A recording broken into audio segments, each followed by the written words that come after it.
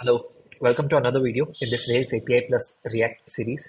And in this particular video, we'll create a separate page for adding our challenges and we'll add a date picker in that, or we will see what all things we will require to add a challenge. Okay, so let's start.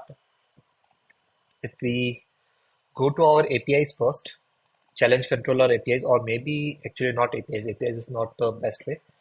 Going to schema is the best way to decide what type of layout we will have to show in our uh, front end. So our challenges have a title, description, start date, and end date, and everything else is user related details, right? So we need three things here. One is title input, second is description input, and third is date picker. Great. So let's start with this. If you'll see, I have a basic setup here, code challenges project, which I've created in this. There are two repositories, backend and frontend, and I'm running them in my terminals. This one is for backend left side, right one is for frontend. I hope you have been following along, so it should be easy. So adding challenge is something that only Rajat collects from me. I'll be doing that, right? I won't allow anyone else to add challenges to my project.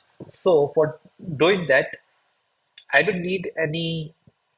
Maybe I need a button to go through that page. I don't think so. But for now, what I'll do is I'll just create a separate slug, separate subdirectory using which we can directly go to that page. For example, something like domain/add challenges. And as soon as add challenges comes up, our add challenges model, add challenges component gets rendered.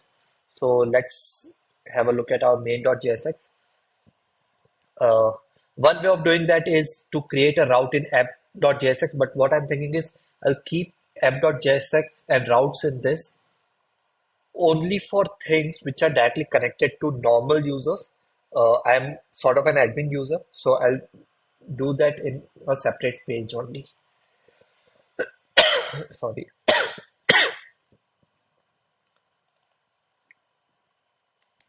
Add challenge, and let's Chaleng. My mouse is working a bit weird. Let me try to fix this.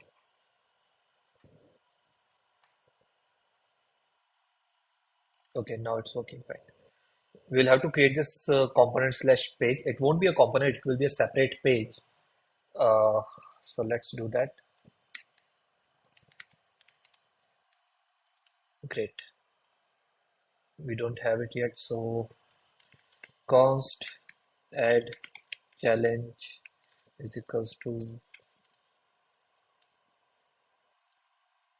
sorry, it's an arrow function, return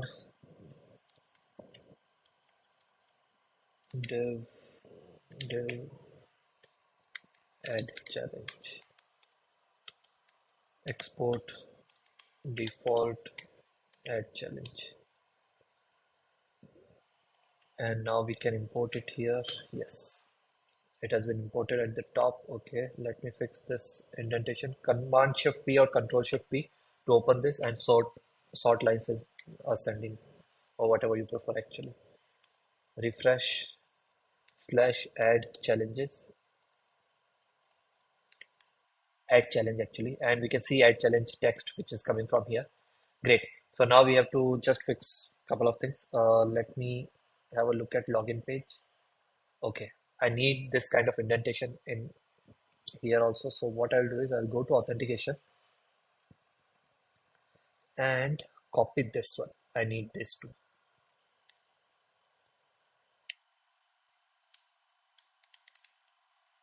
Actually, I don't need,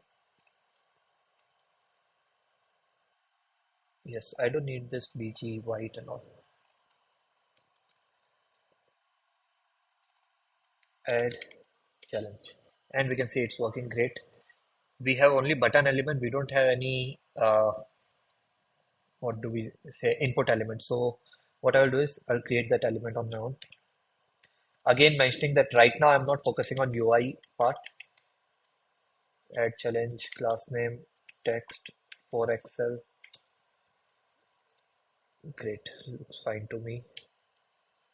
Then let's create a form. Should it be a form or Let me check authentication. We can create a form also, but I'm just thinking let's create a form only. That would be much better. So for that, let me try to use this if we need this. I'm not fully sure. And let's first create the button. So from authentication, I'll quickly pick the button that we have. But instead of all these things, this is a custom button which I had created in last video. You can find that in elements button.jsx file. So let's use that. And by the way, these are all warnings for props and various things. I'm not focused on those things right now. Const. There are various ways in which we can submit a form. We can introduce submit type submit for this button, and in form we can use submit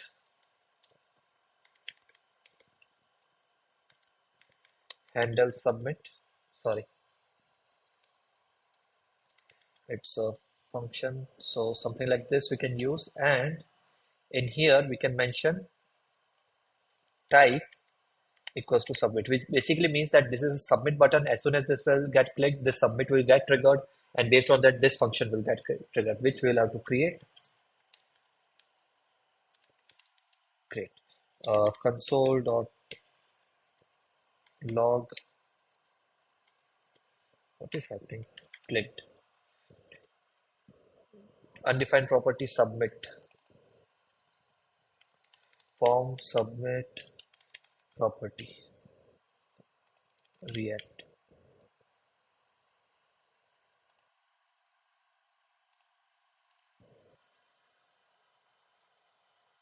On submit. On submit. Yeah, that was the mistake. No worries. And here we can change the text to add challenge. So we have this. I just want to see if our, okay, what is this warning? Error reference page name is not defined. Okay, now we are not getting it. Great, it is getting clicked. We just have to use e dot prevent default.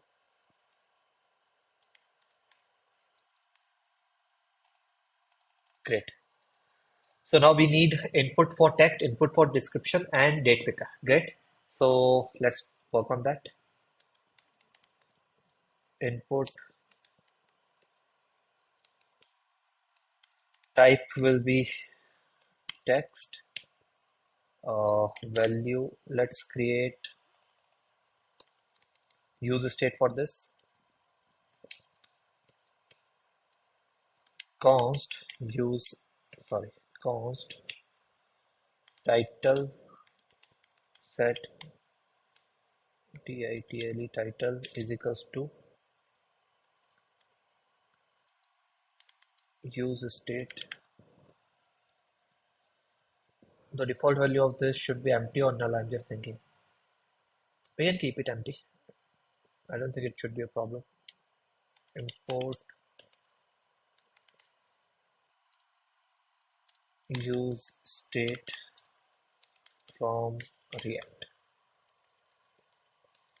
Great. Now let's use this value equals to title on change handle on handle title change. Const handle title change is equals to e dot uh, target dot value set title. This we can do this directly here also, but I like to keep it like this only because if we add error updates and all those kind of things in future, it becomes easy. So creating a function from start is, in my opinion, is a good practice until and unless you are very sure that you don't need it. Okay, we will have to design this. So class, we might have designed for login. Yes, we have. So let's use that. Let's use this copy, paste, title, handle title change. Let's get rid of this, fix the indentation. Instead of password, it should be title, title, enter, title. No,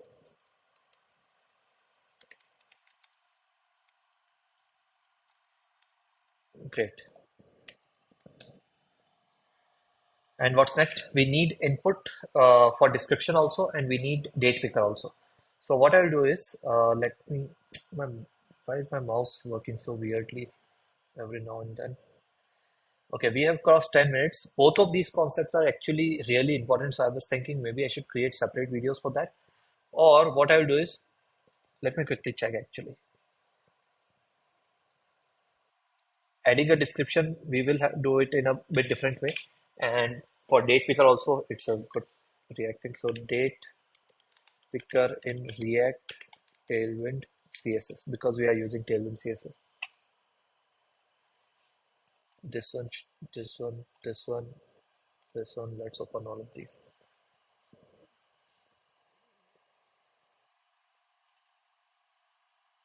Flow byte. Okay. I think this one I have used. Let me go to this. You can use anyone actually. It's completely up to you, but I'll just check what I have to pick up.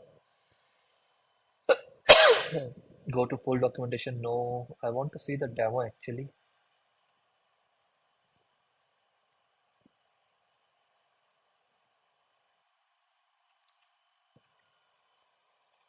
Demo here. Demo. Great. So, okay, this one. I think this will be the best one for me just because we have to select start date and end date, and these are the things that we have to do, right? So let's first install this. npm install this. Great. If you're using Yarn, you can do that from using Yarn also. Install it. After installation, do I have to do anything? Make sure you have installed the peer dependencies as well. Okay. Let's just make sure about that. Clear npm run dev.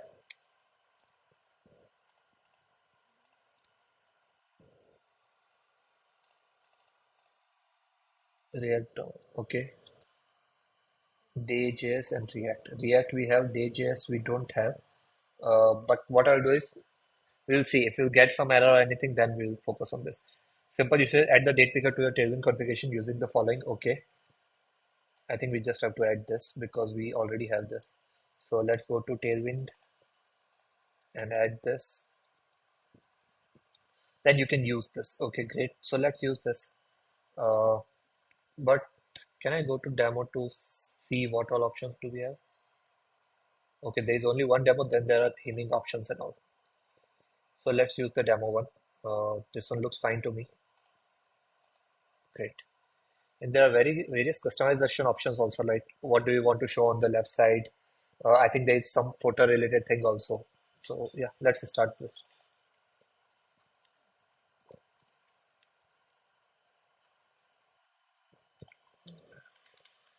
import.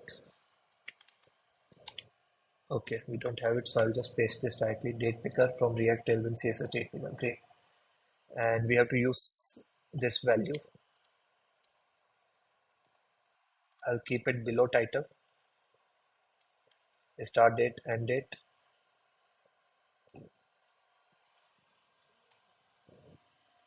Okay. Why haven't they mentioned comma here? Handle value change. Okay, so copy that. Again, below title, handle value change. Let's do this also. What's next? We can use date picker like this. Okay, so let's use this. By the way, you might, some of you might be like, why do I copy all these code? Because in my opinion, knowing things has become much more important than just knowing how to write code. Like you should be able to plug and play things much more efficiently rather than just learning code. I know the concepts of data, I know everything, so I think it's fine to copy paste. But if you learn the code, it's better. But the main skill should be to plug and play things and making it actually work and then focusing on optimizations and everything. Let's try this. Refresh. Okay, I think I'll have to do this for tailwind configuration. Okay, it's still the same. We'll check the theming options and everything. We changed the date. We got this date here as a start and end date. Great. So in a way, it is working for us. Now let's focus on some other things. One thing that I want to change is the UX part. It is on the left side. I want it to be on the full screen side. So for that,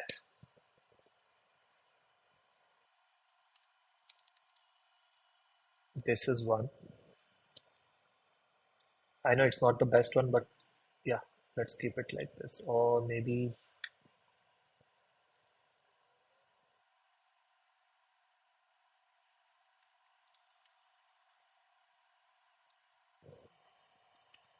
fine.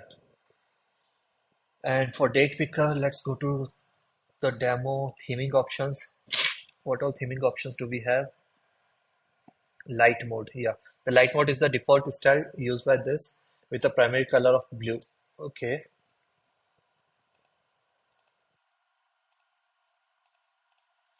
then why is it coming as dark mode in our case?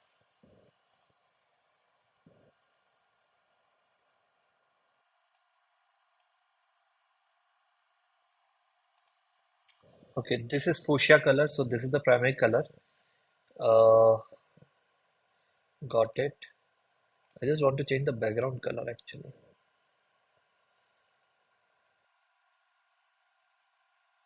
As single, not sure what this is. Use range, we are using range only. And what else? Use single date and use a no placeholder. I don't think we can use placeholder, but that's not important right now.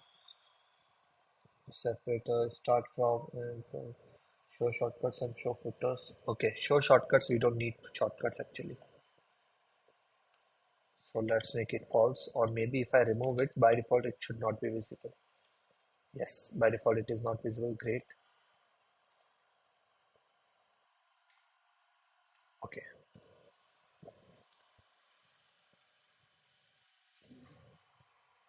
Start from, let's use this.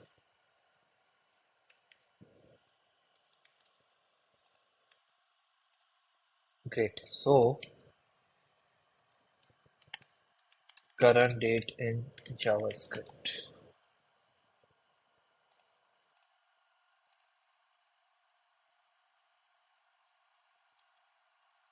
New date, right? Simply.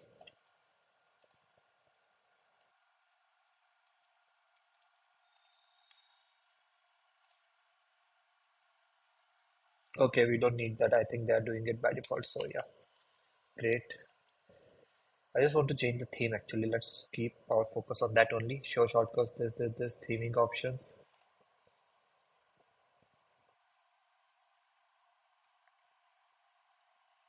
Primary color. Maybe we can do one thing. Let's go to the code of this inspect.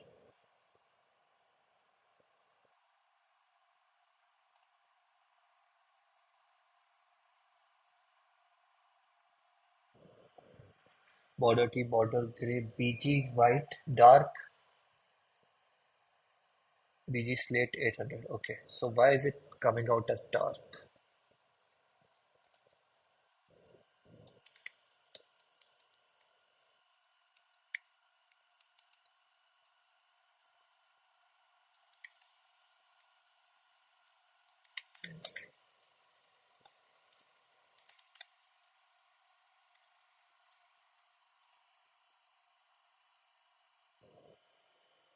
Okay, it won't work.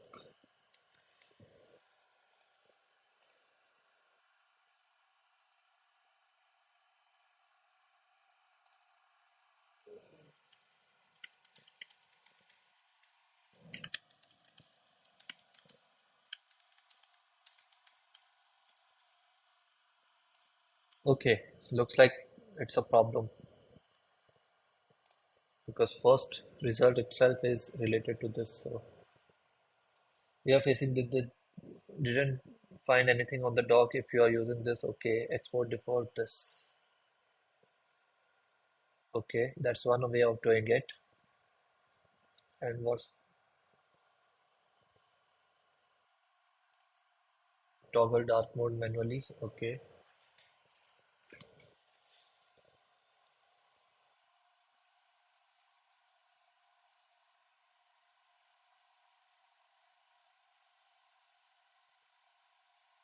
Okay, it's some other date picker. We don't need that. How to know dark mode? Nope. Light and dark? Nope. Let's try this.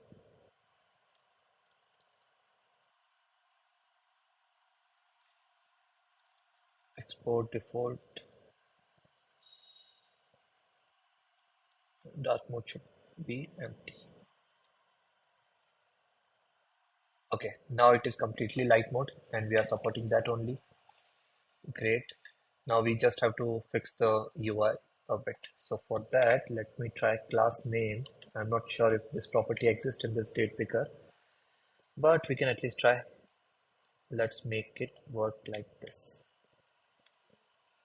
Okay, nothing is working. So for that, what do we have?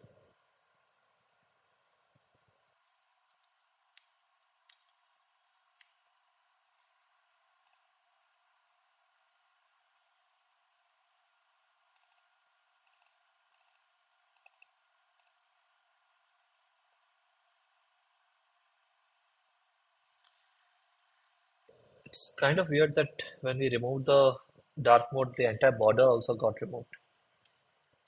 So let's not fight this. There might be better solutions, but for now, let me do it something like this, where we have this, but we don't need this. Great. Okay, looks good to me. And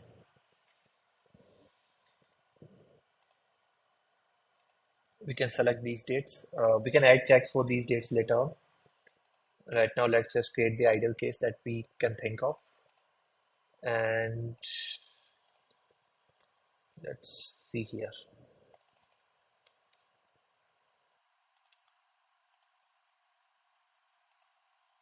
Okay, even if you try to go backward, it will automatically decide which one is the start date, which one is end date. So which is really nice and clean. So in our case, I just have to decide that the start date should be of the future, right? So either there are various ways of doing that. First one is to disable it at the input level itself. So for that, let me check if there is anything. Custom today, past, okay, past one, no, last 3 days, next 8 days.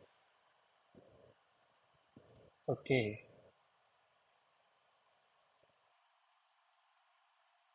we can configure the shortcuts like this. And we can use other values also. So let's try this theming option. We don't need properties. Inside properties, do we have anything as single, use range, use single date, no, placeholder, no. Yeah, placeholder, no. Uh, what is the placeholder by the way? Okay, separator, start from show shortcuts, show footer. Okay, display format. Okay, we can change the format. So let's try this one because I prefer this Indian style.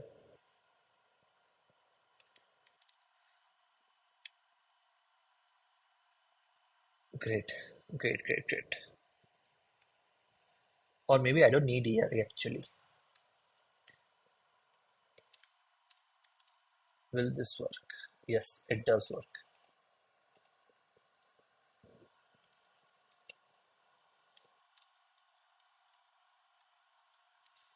M.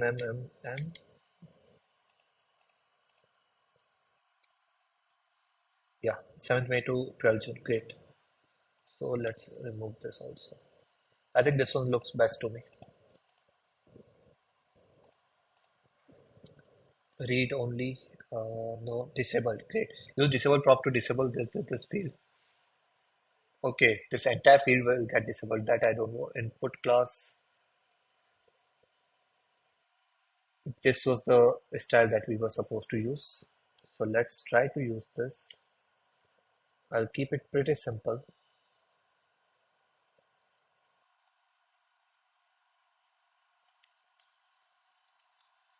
and let's get rid of this and see if this works. Great, it is working. So I just have to fix a couple of things in this. Uh, P3 W full, and instead of P3 we need PX3 PY 2.5 maybe, or a bit less. 2. Yeah, now both of these look equal. And placeholder, we can add some placeholder because it looks kind of weird date.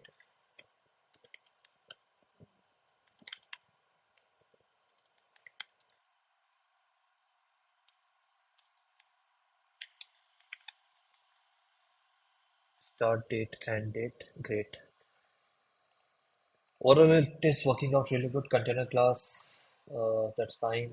Toggle class. By the way, they have created it similarly. What we created button in previous video, it's similar React concept. Okay. So if you want, you can create your date picker on your own. Actually, it's not that hard, and I would encourage you to try that out. Actually, minimum date and max that. That's important. I think, at least for me. So we'll use current date as the minimum date, and max that date. I don't think I'll keep any parameter here. So now we can easily see previous dates I cannot select. So that's one check that we have already passed. That's great. But bear in mind that this can easily be manipulated in the front end side. So we will have to keep these checks in the back end also. Okay, I think we have done a really good job here. What's next? Okay, 27 minutes. So I think we'll use the Quell library in next video so as to create the description related thing. You'll see the power of that, but I personally think it's a really important thing if you are creating blogging related websites, social media related things, chat applications, all of these things can use Quill up to a really great advantage. Uh, that's it for now, I think. Yeah, that's it. Uh, I'll see you in next video. Do like the video and share and subscribe. Thank you. Bye bye.